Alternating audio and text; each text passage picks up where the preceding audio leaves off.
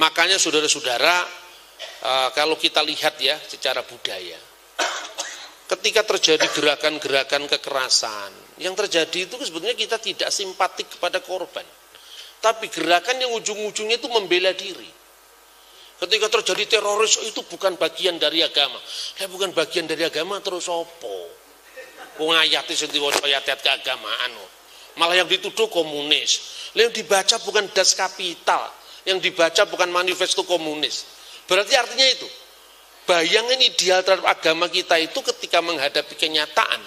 Kita ini sok kaget loh. Kristen itu kan damai di bumi. Hindu itu kan jagat hita yasca iti dharma. Islam itu kan rahmatan lil alamin. Lu nyatanya kok orang. Kan itu loh kira-kira. Makanya sebetulnya ada defense mechanism yang berlebih-lebihan. Lalu kita mengatakan itu bukan agama, itu bukan Islam, itu bukan Kristen. Ya kenapa tidak diakui saja? Kalau itu memang orang Islam yang bikin. Supaya nyembuhkannya gampang. Ayat sing kok waca ki wis bener apa durungan itu kan.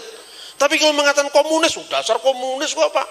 Kita ini sepertinya harus defense mekanisme menutup-nutupi apa yang terjadi agar superioritas kita terhadap agama lain tetap bertahan. Ini yang terakhir loh Mas. Kue kan terakhir loh. Sing dia juga mengatakan, aku numpak Matarmaja Mas, siji-sijine numpak apa jenenge Argowilis kan terakhir itu tentu siapa yang mendefinisikannya kan? Kalau orang Kristen yang terakhir Yesus, orang Islam Nabi Muhammad, orang Yahudi ya Musa. Jadi tidak usah memaksakan definisi terakhir kita terhadap orang lain yang bagi dia sudah terakhir itu. Nah ini yang konteks Bhinneka Tunggal Ika itu di situ, agree in disagreement. Apa yang saya lakukan selama ini sebetulnya saya tidak pernah mengintervensi agama lain. Tapi ketika iman saya disalahpahami, saya harus menjelaskan. Misalnya, saya belajar dari sejarah Bapak Ibu Saudara-saudara. Stigma tentang kafir itu sudah dicatat tidak hanya oleh penulis lokal Babat. Misalnya Babat Tanah Jowo, Serat Kondo, ya kan? Babat Demak, Babat Nitik Mataram. Itu stigma-stigma itu memang muncul. Majapahit kafir. Tapi kenapa Klenteng Sampukong tidak? Karena yang bikin peluru Kinsan. Dan itu ada hubungan politis itu. Jadi kafir tidak kafir itu tidak sepenuhnya masalah teologis. Tapi kamu rezim lama, saya rezim baru. Yang rezim lama bagaimanapun juga ya harus dianggap dia di luar. Makanya terjadilah perbedaan pertentangan antara dinasti Pengging dan Demak. Kan itu kan? Kebu Kenongo, Kebu Kanigoro yang tidak lain muridnya Sesiti Jenar, sementara Demak muridnya Wali Songo. Ini tidak sepenuhnya murni persoalan-persoalan teologis, tadi ada persoalan politis. Karena apa? Ini kan perebutan terah kekuasaan antara Pengging yang juga anaknya Raja Majapahit terakhir, Brawijaya Pamungkas, Batara Wijaya menurut Tommy Pires, dari siapa? Dari Andoyoningrat. Andoyoningrat itu mengawini salah seorang dari anak perempuan dari Kertabumi yang namanya Retno Pembayun. Lahirlah Kebu Kenongo, Kebu Kanigoro, Kebu Kenongo punya anak Joko Tinggur dan seterusnya. Lah Trah Demak juga begitu, Raden Patah, Pati Yunus, Trenggono, Sunan Prawoto dan seterusnya. Ini politik. Karena itu sesungguhnya membaca goro-goro itu mesti dengan kearifan. Artinya apa? Stigma kafir itu muncul sebagai pengesah kadang-kadang legitimasi politik. Makanya Tommy Pires itu ketika mengunjungi Tanah Jawa dia mengatakan gini, Pati Dayu, Dayu itu daha, Pati itu Mahapati atau Adipati, itu dibenci oleh pati-pati yang lain di Tanah Jawa itu karena dia dekat dengan orang Kapre. Kapre itu kafir. Berarti apa stigma kafir itu memang sudah ada dalam konteks kehidupan kita berbangsa bermasyarakat. Lo jangankan lo zaman Majapahit sampai sekarang ya masih ada kok. Kalau ada salib terus kemudian ada jin kafirnya kan masih ada itu. Janganlah ada dusta di antara kita. Yang terjadi sesungguhnya panggillah seorang Kristen suruh jelasin apa benar di salib itu ada jinnya. Lalu saya jawab, lah jin ki panganane balung. Lalu Anda membaca di kitab-kitab lama itu kan jin itu panganannya lulang. Lah ning kono ora enek balung resik. Biasanya salib dipasang gereja paling depan. Ora enek kotoran, padahal jin kan panganane kotoran. Lah ora enek kotoran gak enek belum kan ya luwe jine. Ngalih kan itu kan. Gitu loh kira-kira. Jadi santai aja, sesuatu itu enggak usah dianggap terlalu serius itu loh. Sersan serius tapi santai. Yang lebih penting adalah tidak usah kita memprotek agama kita. Karena kita itu tidak perlu dibela sebetulnya agama itu. Semestinya yang bela itu agama, bukan kita bela agama. Tuhan yang membela kita. Pangkatmu itu apa arep ngewangi Gusti Allah itu. Lu manusia itu umur 70 tahun. Ini bahasanya Gus Dur ini. Kalau kuat 80 tahun kata Alkitab. Lah kita ini kalau dibandingkan dengan kayu jati, wit ringin, itu kan tidak ada bandingannya toh. Coba kalau pohon beringin di setiap alun-alun kota itu bisa berbicara. Itu kan cerita dulu yang ngandok soto di bawah saya siapa? Yang makanan Solo Tiga apa namanya? Nah, yang ngandok koyor di bawah apa itu? Wit ringin niku sapa iso cerita. Dulu yang pacaran di situ mulai dari zaman naik bendi sampai naik Mercy juga tahu. Sayangnya tidak bisa cerita. Manusia itu umur 40 tahun aja sudah batuk-batuk. Lah kok ngewangi Gusti Allah iki lho pangkatmu apa to, Mas? Mas kan itu kan. Kira-kira seperti itu. Maka sebetulnya marilah kita jalani pepesdan kita ini atau apa, bukan pepesdan lah, kan panggilan hidup kita masing-masing lah. Nah terus kemudian lebih baik kalau kita itu mendiagnosa bagaimana munculnya stigma kafirin dalam konteks kebangsaan. Pertama, sesuatu yang sifatnya forum internum tidak boleh kita bawa ke ranah publik, forum eksternal. Itulah hubungan atau batas antara negara dan agama. Saya suka dengan statement bahwa sebetulnya Menteri Agama itu bukan sekedar menterinya agama Islam, tapi menteri semua agama. Karena itu yang pertama kali ketika Republik ini berdiri. Jauh sebelum Republik ini berdiri, di masa Majapahit itu sudah ada Dharma Diaksa Ringkasugatan, Dharma Diaksa Ringkasahiwan, Karesian. Ringkasugatan itu untuk orang Buddha, Ringkasawian untuk orang Siwa, Karesian itu untuk resi-resi yang di biara-biara, di bukit-bukit. Itu semua diatur dan semua itu di bawah Pahom Narendra yang dasarnya Bhinneka Tunggal Ika tadi. Maka Majapahit bisa menguasai Nusantara yang lebih luas daripada wilayah kita sekarang. Makanya Bhinneka Tunggal Ika itu diambilnya dari Majapahit. Saya pernah ditanya Pak Taufiknya, Mas, kenapa tidak dari Sriwijaya? Nah Sriwijaya catatannya ndak ada, Pak. Yang ada cuma Majapahit. Majapahit sampai tata negaranya lengkap, undang-undangnya lengkap. Nah kebetulan waktu saya nulis disertasi itu temanya tentang undang-undang Majapahit. Jadi undang-undang pidana zaman Majapahit. Jadi saya memang belajar itu. Saya juga mengadakan penelitian di Leiden. Saya juga belajar bahasa Jawa kuno untuk itu. Ini yang mengembalikan saya jadi orang Jawa kembali. Karena dulu sempat rodok ora Jawa saya dulu. Nah, kira-kira seperti itu. Mendiagnosa itu bagaimana? Saya mengkaji dari kitab Injil ya, Injil Matius. Pasal 5 ayat 21 dan 22. Kamu telah mendengar hukum dari nenek moyangmu. Jangan kamu membunuh. Barang siapa membunuh harus dihukum. Ayat 1 ini bicara tentang hukum positif, kalau istilah hukumnya itu apa? Undang-undang. Jadi undang-undang itu terjadi kan setelah adanya orang melakukan tindak pidana. Tetapi Yesus melakukan lebih daripada itu. Sebelum kamu melakukan pelanggaran hukum itu, atau tindakan-tindakan pidana itu, sebaliknya, kamu lakukan pembatinan. Kenapa orang bisa berbuat jahat? Nah ini didiagnosa. Dia katakan begini, tapi aku berkata kepadamu, ayat 22, siapa yang marah kepada saudaranya harus dihukum. Baru marah aja sudah dihukum. Dan barang siapa mengatakan kepada saudaranya, hai kafir, harus diserahkan ke mahkamah agama.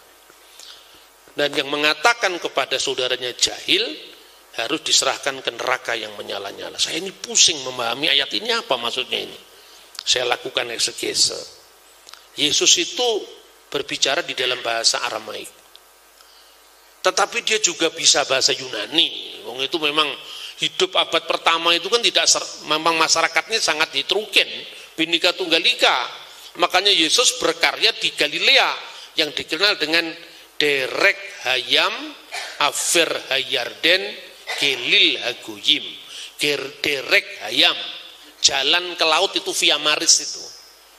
Laut Tengah itu loh yang menjadi jalur perdagangan orang pada saat itu. Aver Hayarden seberang sungai Yordan itu jalur darat. Salah satunya termasuk jalur sutra lewat situ dari Asia Tengah itu. Lalu fokusnya di mana? Gelil Hagoyim, Galilea wilayah bangsa-bangsa. Makanya Yesus itu ya bahasa Ibrani ketika mendaras kitab Taurat, berbahasa Aram bahasa sehari-hari, dan juga Yunani sebagai lingua franca saat itu. Kenapa ini harus saya sampaikan? Karena banyak orang Kristen juga kagetan. Dipikirnya Yesus kok bahasa Yunani, Yunani kan bahasanya Plato, bahasanya Aristoteles. Raroh, itu memang bahasa dipakai juga. Namanya lingua franca. Lah kalau gitu Paulus pergi ke Roma itu terus bahasa apa itu? Kan bahasa Yunani ke arah baratnya. Nah dari situ ayat ini menarik.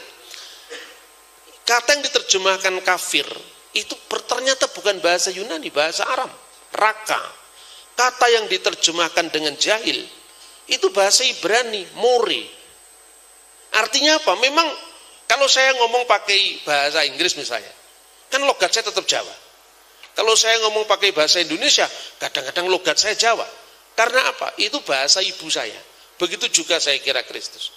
Kalau di dalam teks Peshitta, itu Alkitab di dalam bahasa Suryani, bahasanya Isa Al-Masih, itu dikatakan begini, Vikul denimar li akuhe raka mehayabhu lagnusta.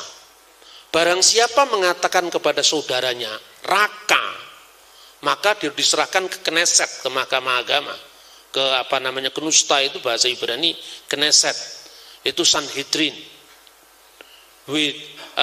Hu denimar lela, dan siapa mengatakan jahil mihayabhu harus diserahkan legihina dinura, diserahkan kepada Gehenna yang menyala-nyala. Nura itu api.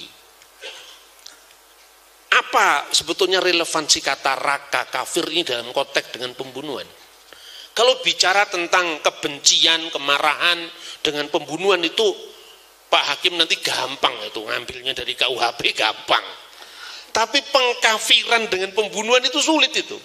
Kalau orang misalnya marah nggak habis-habis, oh gampang. Pembunuhan ini sengaja apa tidak? Kalau dengan kesengajaan pasalnya 338 Doodslag. Tapi kalau ada metfor bedak tenrade dengan rencana lebih dulu, dikualifikasi hukumannya lebih tinggi, ancaman seumur hidup, ancaman hukuman mati. Kenapa? Karena niat batin yang lebih jahat. Gampang kan? Tapi kalau saya marah dengan orang, tidak sengaja membunuh, saya tempeleng ringan, tiba-tiba dia mati. Penganiayaan ringan yang menyebabkan kematian. Jadi itu menentukan kualifikasi. Tapi kafir dengan pembunuhan hubungannya apa? Kan sulit ini. Ternyata Injil bisa mendiagnosa. Pembunuhan teologis itu mengawali pembunuhan fisik. Kalau orang sudah merasa memonopoli kebenaran dan dia ada di tangannya itu pedang, dalam ortodoksi itu ada pedang, ada kekuasaan, maka yang dulunya hanya rasan-rasan gregetan, dasar wong kafir kok panganane rawon, misalnya ini, iya toh? Tapi rodok lumayan lek mangan rawon, dasar kafir panganane babi. Nah ini lebih lagi. Tapi kalau tidak ada kekuasaan kan cuma gerundel saja. Begitu ada kekuasaan, nah kamu melakukan pelecehan, penistaan agama. Nah, padahal itu juga pasal karet. Nanti Pak Hakim bisa menjelaskan itu. Kan gitu kan? Nah artinya apa? Ternyata kata raka itu adalah awalnya umpatan-umpatan teologis. Saya membaca dalam kitab Talmud yang melatar belakangi kehidupan orang Yahudi saat zaman Yesus itu kan kitab Talmud, Midrash dan sebagainya. Kira-kira gambaran seperti luas kata raka itu yang diterjemahkan dalam bahasa Indonesia kafir. Satu contoh begini. Ada seorang Yahudi bertemu dengan orang Goyim. Goyim itu orang non-Yahudi. Konotasinya agak merendahkan. Hei orang Yahudi, di rumahku ada daging segar yang siap disajikan untukmu. Mungkin Yahudinya lagi lapar. Wah, dengan senang hati, di mana rumahmu? Dan daging apakah itu? Daging babi. Wah, sudah kadung luwe ngomongin daging babi. Maka kemudian Yahudi itu mengatakan, raka, tidak pantas orang Yahudi sepertiku, makan di rumah orang seperti kamu. Raka. Ada juga seorang Yahudi, rabi namanya Eliezer. Ini disebutkan di dalam traktat Ta'anit 20b. Dikatakan begini, ada seorang yang mukanya itu buruk, tidak cakep, tidak ganteng. Karena hormatnya kepada Rabi tadi, pada Rabi Eliezer, dia menyapanya dengan salam, uluk salam. Shalom alaika Rabi, salam bagimu wahai Rabi. Shalom alaika itu bahasa Ibrani, bahasa Arabnya assalamu alaika. Kalau jamak kum, assalamualaikum. Kalau jamak Ibraninya khem, shalom alaikum misalnya. Dia tidak menjawab salamnya si buruk rupa tadi. Dan dia mengatakan, raka, ya, karena yang mengucapkan itu seburuk yang punya wajah. Lalu si buruk rupa tadi mengatakan begini, yang nyipta siapa saya ini? Nah, yang nyipta siapa? Katakan kepada yang nyipta saya, kenapa ciptaanmu seburuk ini? Nah, ini kan sama dengan kalau ketemu jengkel karo orang Tionghoa. Dasar Cina gue lho. Salah Cina gue apa?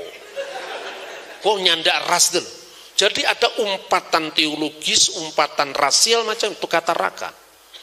Tapi Rabi tadi bertobat. Dia benar-benar melakukan pertobatan karena ditegur oleh si buruk rupa tadi. Mintalah maaf kepada yang menciptakan saya. Karena saya tidak pernah minta jadi seperti ini. Ketika dia datang minta maaf kepada yang gambar dirinya yang tidak lain adalah Gusti kang akeh jagat sing iso ngecat Lombok dadi abang. Dia mengatakan di sana. Terus murid-muridnya rabi-rabinya datang, rabi-rabi. Dia mengucapkan salam. Engkaulah guru besar, engkaulah guru kami. Bergurulah sama dia. Hah? Orang buruk rupa ini saya harus berguru. Lalu bagaimana orang Yahudi yang lain? Artinya apa? Satu pemimpin bertobat, umatnya bisa melakukan pengalaman yang sama. Karena itu seorang pemimpin agama jangan tunduk pada selera pasar. Kan begitu kan? Wong pemimpin kok malah wedi karo umate kan gitu. Pemimpin harus punya integritas. Nah, seperti itu kata raka itu. Yesus mengatakan kamu harus dibawa ke mahkamah agama. Karena apa? Melalui takfir, melalui pengkafiran, itu jurusannya ada, memandulkan harkat kemanusiaan.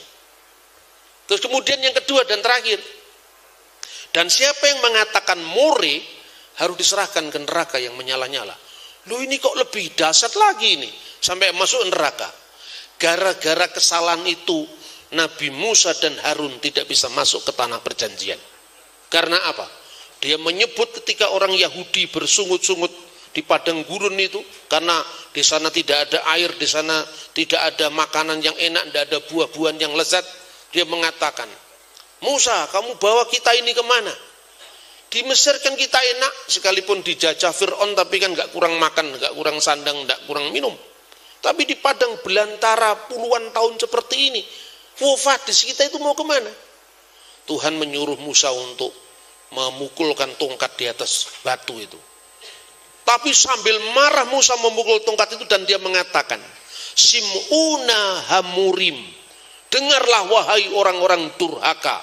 Murim kata jamak dari muri, persis yang dipakai oleh Yesus di Matius 5 ayat 22. Tapi di mata Tuhan meskipun mujizat itu turun dan dia mengatakan, haruskah kami mengeluarkan air dari bukit batu ini? Artinya Musa merasa itu dirinya. Gara-gara Musa mengatakan muri dan haruskah kami mengeluarkan air dan bukit batu itu, Tuhan pun murka dan mengatakan melanggar kekudusanku di depan umat Israel. Kamu juga melakukan kesalahan mendurhaka kepadaku. Kamulah yang muri, bukan hanya umatmu. Musa hanya boleh mendampingi Bani Israel menuju ke tanah perjanjian, berhenti di Yordan, di Gunung Nebo. Berarti betapa seriusnya kalau istilahnya orang Kristen sekarang mencuri kemuliaan Tuhan. Kadang-kadang agama itu jadi Tuhan, teologi menjadi teos.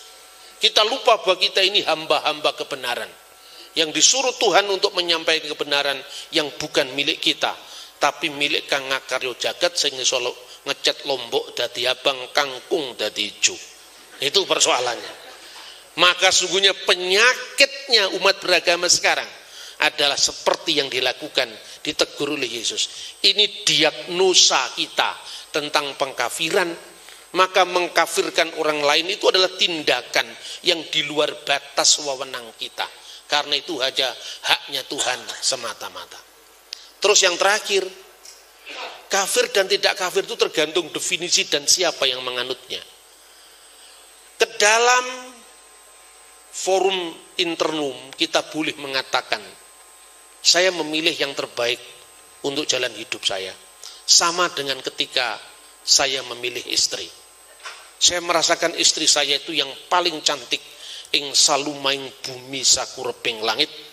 Ora ana wanedya kang sulistya ing warna kejaba saka sliramu. Ya iya itu. Tapi kalau saya keluar dari ruangan ini dan saya bawa celurit, your attention please, pengumuman. Siapa yang tidak mengakui bahwa dia adalah yang tercantik untuk saya dan istri terakhir untuk saya. Lah kan terakhir kan ini kan? Tak pateni sampean. Lah itu baru memaksakan diri yang di forum internum ke forum eksternum. Tidak boleh. Orang Islam boleh mengatakan inna dinna indalail Islam di dalam. Orang Kristen juga boleh mengatakan Yesus adalah jalan dan kebenaran dan hidup. Ojo mekso. Kan itu kan? Ingat faktanya Syekh Subakir. Kan itu kan? Tetapi ketika keluar kita membawa yang internum tadi, itu menjadi simbol kesalahpahaman. Dan akhirnya apa? Kebenaran orang atau pilihan orang dasarnya dari kita. Lah apa ya benar? Misalnya, ini saya baca ini semua teks-teks sejarah. Ya, tadi Romo Daniel mengatakan orang Kristen itu sudah dituduh Tuhan kok beranak, ya toh? Nah, tapi sebetulnya bukan salahnya yang nuduh, orang tahu jawab, kok. Ya toh? Orang mau Tuhan tidak beranak dan tak diperanakkan, nah, gitu kan? La ilaha illallah, tiada Tuhan selain Allah. Itu lagu kesukaan saya. Nah terus orang tuh tanya ke saya, saya suka nyanyi lagunya Mai Rama. Mas, sampean itu kan jo Kristen tuh mas. Iya, nyapa? Kok seneng lagu Mai Rama? Panjang diapik tenan lagunya. Lah terus apa kowe karepmu terus Tuhan beranak ngono karepmu kan? Oh iya mas ya, jangan tersinggung. Lo enggak tersinggung, memang Tuhan enggak beranak secara fisik. Pengakuan iman Kristen itu kan dikatakan, aku percaya kepada satu-satunya Tuhan. Nu'min birrobin wahid Yesu al-Masih, yaitu Yesus Kristus.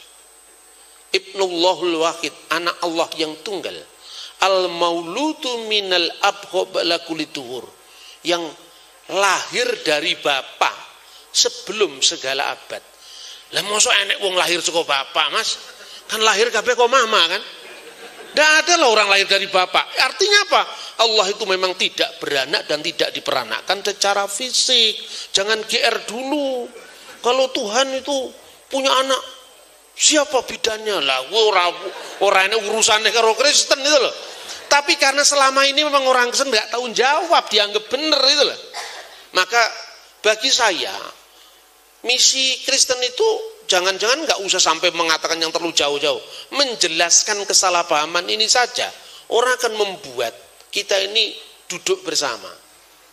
Terus kedua, kata kafir. Kata kafir itu sebetulnya kalau dibedah menarik, saudara-saudara. Tapi bukan waktunya sekarang. Cuman saya kasih sedikit saja.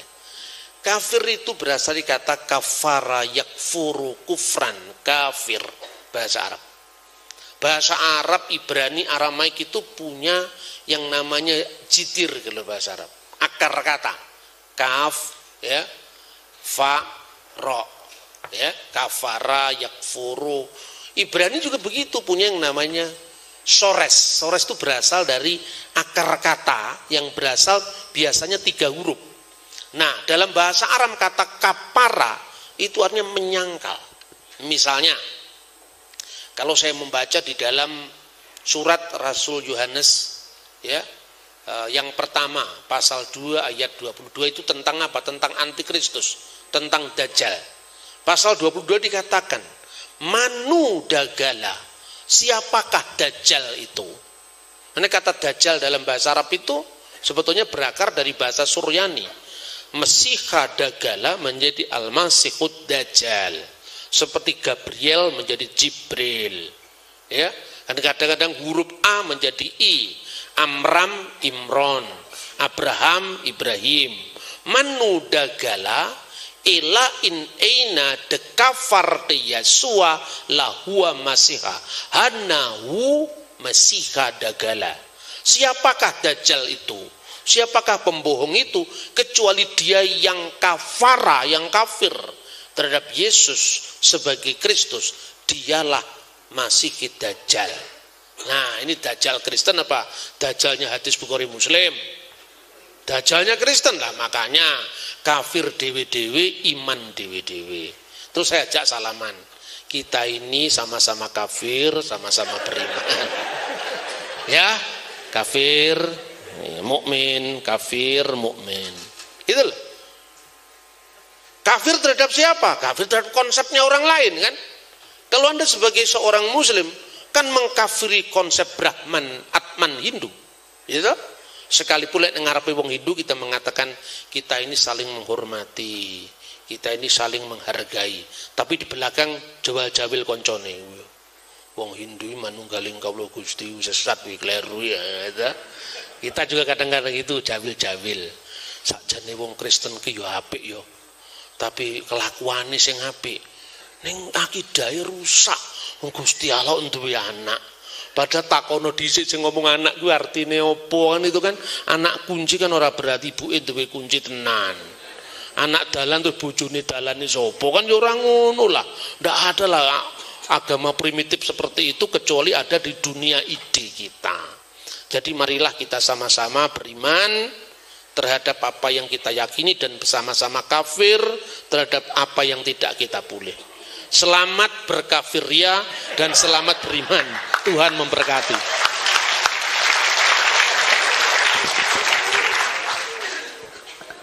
Terima kasih atas kekafirannya Pak Bambang Nursina. Jadi saya baru sadar bahwa saya juga kafir ternyata. Karena ketika di atas mimbar semua jemaat tunduk dan tidak ada yang protes. Tapi keluar gereja sudah kafir kau.